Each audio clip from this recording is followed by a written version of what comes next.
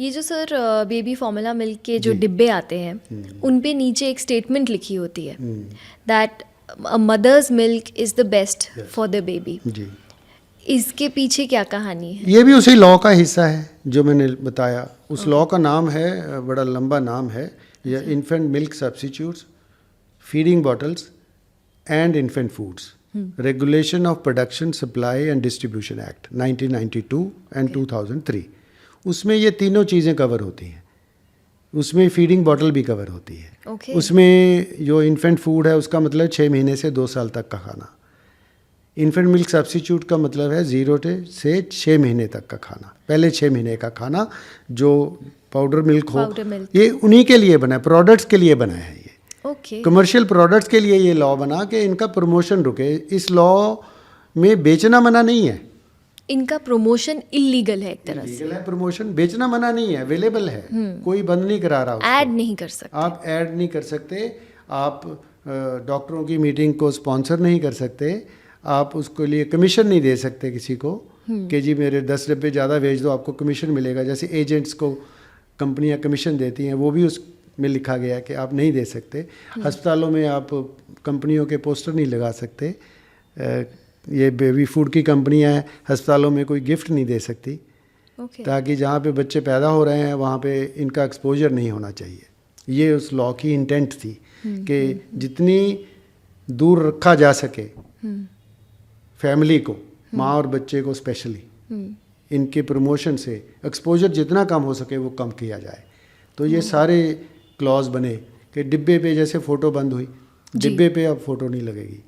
माँ और बच्चे की फ़ोटो नहीं लग सकती किसी भी दूध के 2 साल तक के बच्चे के दूध की। ये बहुत इम्पोर्टेंट फैसले हुए। उसी में लिखा गया mother's milk is the best. लेकिन कई बार सर ऐसी सिचुएशन आ जाती है कि बच्चे को फॉर्मूला मिल्क देना ही पड़ता है, तो उस सिचुएशन में फॉर्मूला मिल्क देना ठीक है?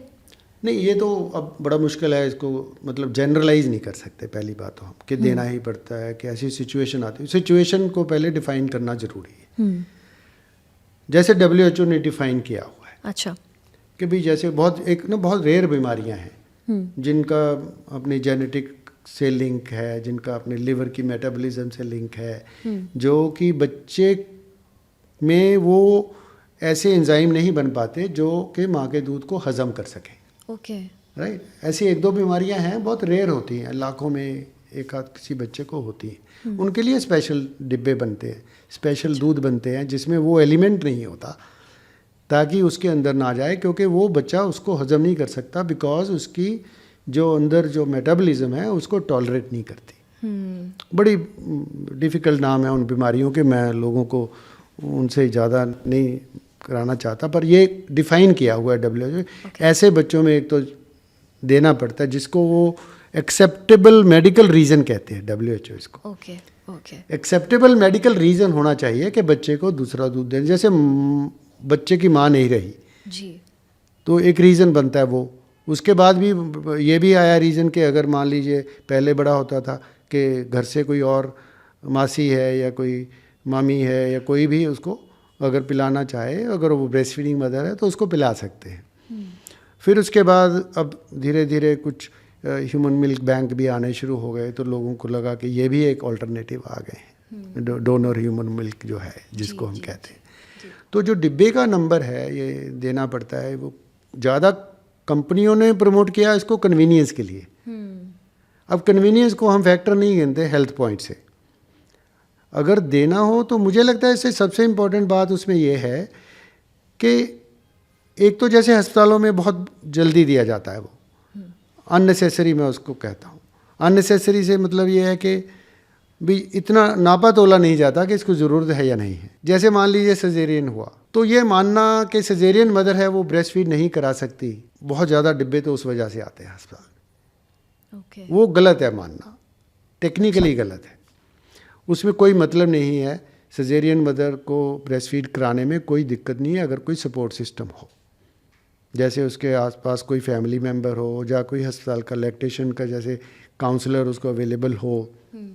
हमने खुद किया हुआ है, जब जिस अस्पतालों में हम काम करते थे, सारी दुनिया में होना शुरू हो गया ये काम कि सजेरियन मदर लेटे हुए ब्रेस्ट फीड करा सकती है। ब्रेस्ट फीड कराने के लिए कोई बैठना ज़रूरी नहीं होता है, जी। लेट के भी करा सकती है, बच्चा ऊपर से भी आके पी सकता है। तो वो कई चीज़ें हैं जो सीखनी पड़ती हैं।